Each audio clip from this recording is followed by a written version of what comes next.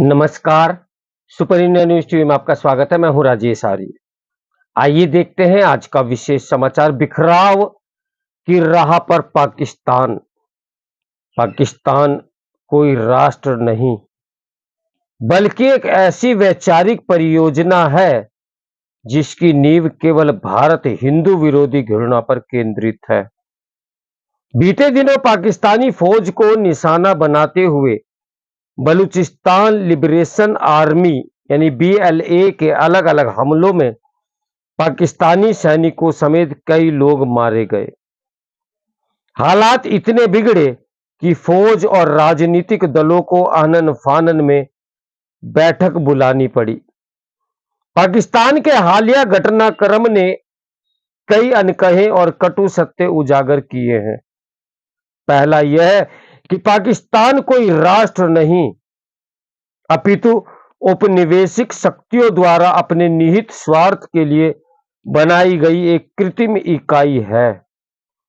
दूसरा, विश्व के जिस मानचित्र पर पाकिस्तान है वहां के अधिकांश लोग इस्लाम के नाम पर न तो देश का विभाजन चाहते थे और न ही पाकिस्तान की अवधारणा का समर्थन करते थे। कई आज भी उसके विरोधी हैं। तीसरा, इस्लाम के नाम पर वैश्विक मुस्लिम सहयोग एकता को बल देता उम्माद केवल किताबी बात है। इसका व्यवहारिकता से कोई लेना देना नहीं। सुर्खियों में छाए बलूचिस्तान की बात करें, उसका हजारों वर्ष पुराना इतिहास है। 7वीं शताब्दी में मुस्लिम आक्रांताओं के भारत पर हमले के बाद यहां इस्लाम का प्रभाव बढ़ा। हिंदुओं की प्रमुख शक्तिपीठ में से एक हिंगलाज माता मंदिर आज भी यहां विद्यमान है। ब्रिटिश हुकूमत के समय बलूचिस्तान पर कलात रियासत का शासन था।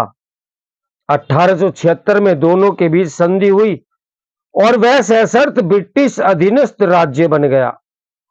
1947 में विभाजन के बाद कलात ने स्वतंत्र रहने का अधिकार चुना, लेकिन मार्च 1948 में मोहम्मद अली जिन्ना के निर्देश पर पाकिस्तानी सेना ने इसे बलपूर्वक हड़प लिया।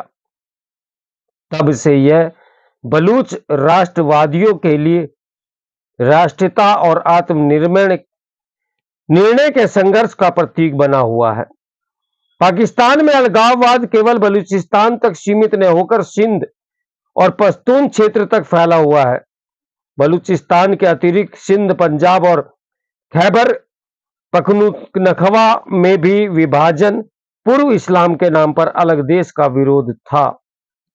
सिंध इत्तेहाद पार्टी के शीर्ष नेता अल्लाह बख्श मोहम्मद उमर सुमरो अविभाजित भारत में सिंध के 2 बार प्रधानमंत्री रहे। उन्होंने मजहब के आधार पर अलग देश बनाने की अवधारणा को इस्लाम विरोधी बताया था। 1943 में अल्लाह बख्श की हत्या कर दी गई, जिसमें मुस्लिम लीग के हाथ होने का संदेह जताया गया। 1945 तक अविभाजित पंजाब में भी पाकिस्तान के लिए कोई राजनीतिक समर्थन नहीं था। 1937 के प्रांतीय चुनाव में पंजाब के लोगों ने घोर मजहबी मुस्लिम लीग के बजाय सेकुलर यूनियनिस्ट पार्टी को चुना। इस दल ने सिकंदर हयात खान के नेतृत्व में अकाली दल और कांग्रेस के साथ मिलकर पंजाब में सरकार बनाई। सिकंदर ने 1940 में पाकिस्तान प्रस्ताव को अस्वीकार कर दिया। उनके निधन के बाद रसूखदार मलिक खिज्जर हयात तिवाना ने 1942 में पंजाब सरकार की बागडोर संभाली।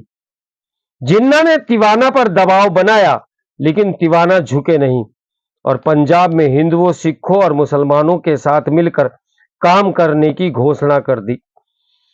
इससे खिन जिन्ना ने पंजाब में मजहबी उन्माद भड़काया। यूनियनिस्ट पार्टी बिखर गई और 1946 के चुनाव में पंजाब मुस्लिम लीग की झोली में चला गया। राजनीति से संन्यास लेकर तब तिवाना अक्टूबर 1949 में नवगठित पाकिस्तान के पंजाब पहुंचे। तब वहां की इस्लामी सरकार ने खुन्नस निकालते हुए उनकी अपार संपत्ति जब्त कर ली। मजहबी उत्पीड़न से बचने के लिए वे अमेरिका जाकर बस गए और 1975 में वहीं पर अंतिम सांस ली। खैबर पख्तूनख्वा में भी पाकिस्तान के लिए समर्थन नहीं था। 1946 के प्रांतीय चुनावों में मुस्लिम लीग को व्यापक समर्थन नहीं मिला था। सीमांत गांधी कहे जाने वाले सरदार अब्दुल गफ्फार खां की कर्मभूमि ने विभाजन का कड़ा विरोध किया था। गफ्फार ने पश्तूनों की स्वायत्तता हेतु संघर्ष किया, जिसके कारण उनका अधिकतर समय जेल या फिर निर्वासन में बीता।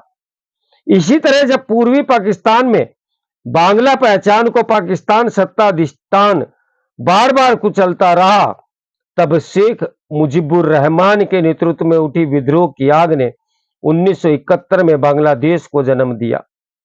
अब यही स्थिति बलूचिस्तान में दिख रही है। इस बीच यह पहली बार नहीं है जब उम्माद पर प्रश्न चिन्ह लगा हो। यदि उम्मा वाकई व्यवहारिक है तो सऊदी, ईरान, तुर्की, सीरिया और पाकिस्तान, अफगानिस्तान में शत्रुभाव का कारण क्या है? अहमदिया मुस्लिमों की पाकिस्तान निर्माण में बहुआयामी भूमिका थी। 1940 में पाकिस्तान के मजहबी विचार को अहमदिया मुस्लिम मोहम्मद जफरुल्लाह ने ही लेखबद्ध किया था। वह पाकिस्तान के पहले विदेश मंत्री बने और संयुक्त राष्ट्र में कश्मीर के मुद्दे पर भारत के खिलाफ पैरवी भी करते थे। जब अक्टूबर 1947 में पाकिस्तान ने कश्मीर पर हमला किया, तब अहमदिया मुस्लिमों के खलीफा मिर्जा बशीर उद दीन महमूद अहमद ने भारतीय सेना के खिलाफ फुरकान फोर्स जैसा सैन्य बल बनाया। सोचिए, इस्लाम के नाम पर सपनों के जिस देश के लिए अहमदिया मुसलमान लड़े, उसी पाकिस्तान में उन्हें मजहबी कारणों से 1974 में गैर मुस्लिम घोषित कर दिया गया। तब से वे भी अन्य काफिरों की भांति मजहबी प्रताड़ना के शिकार हैं। पाकिस्तान कोई राष्ट्र नहीं, बल्कि एक ऐसी विषाक्त वैचारिक परियोजना है जिसकी नींव केवल भारत हिंदू विरोधी घृणा पर केंद्रित है। 12 मार्च को भी पाकिस्तानी पंजाब के शिया विभाग ने अनैतिकता, अश्लीलता के नाम पर स्कूल कॉलेजों में हिंदी गीतों पर प्रतिबंध लगा दिया। फिर पश्चिमी नाच गानों पर पाबंदी क्यों नहीं लगी? यह पाकिस्तान की पहली विडंबना नहीं है। पाकिस्तान अपनी मौलिक पहचान को भारतीय संस्कृति जड़ों से काटकर खाड़ी देशों की अरब संस्कृति से सम्माहित करने का असफल प्रयास कर रहा है। पाकिस्तान में 40% से अधिक लोगों के पंजाबी भाषी और उर्दू अंग्रेजी राजभाषा होने के बाद भी विदेशी फारसी लिपि में कौमी तराना यानी राष्ट्रगान होना इसका ही प्रमाण है। इन्हीं विरोधाभासों के कारण पाकिस्तान गहरी राजनीतिक, सामाजिक, भौगोलिक और आर्थिक संकट में है, जो उसे लंबे समय तक एक इकाई के रूप में एकजुट नहीं रहने देगा। तो मेरे साथ बने रहें सुपर इंडिया न्यूज टीवी की ब्रेकिंग न्यूज के लिए। नमस्कार, मैं हूं राजेश आर्य।